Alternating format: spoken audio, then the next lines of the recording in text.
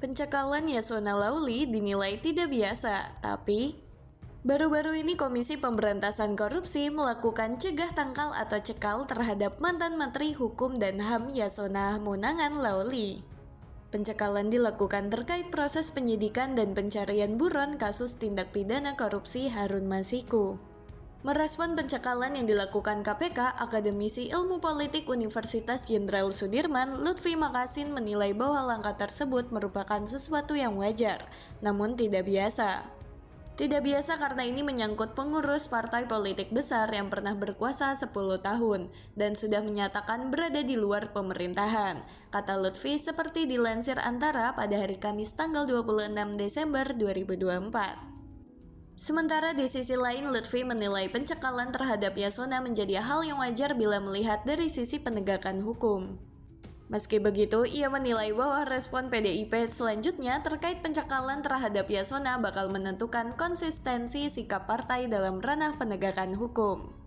Sebelumnya diberitakan, mantan penyidik KPK Yudi Purnomo Harahap menilai larangan berpergian ke luar negeri yang diterapkan KPK kepada Yasona Lawli sebagai langkah tepat, apalagi keterangan Ketua DPP PDIP itu dibutuhkan penyidik.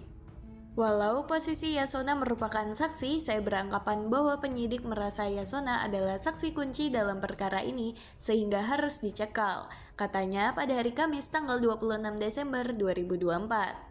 Yasona merupakan saksi terakhir yang diperiksa KPK sebelum penetapan Hasto sebagai tersangka dalam dua perkara yaitu kasus Harun Masiku dan dugaan perintangan penyidikan.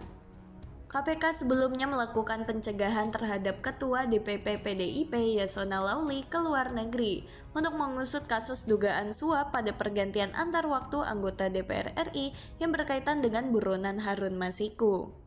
Juru bicara KPK, Tessa Mahadika menjelaskan larangan berpergian ke luar negeri itu tertuang dalam surat keputusan nomor 1757 yang terbit pada 24 Desember 2024. Larangan berpergian ke luar negeri terhadap dua orang warga negara Indonesia yaitu YHL dan HK, kata Tessa kepada wartawan pada hari Rabu tanggal 25 Desember 2024. Dia menjelaskan larangan ini berlaku lantaran penyidik menilai keterangan keduanya dibutuhkan dalam proses penyidikan. Adapun larangan berpergian ke luar negeri bagi Hasto dan Yasona berlaku sampai 6 bulan ke depan.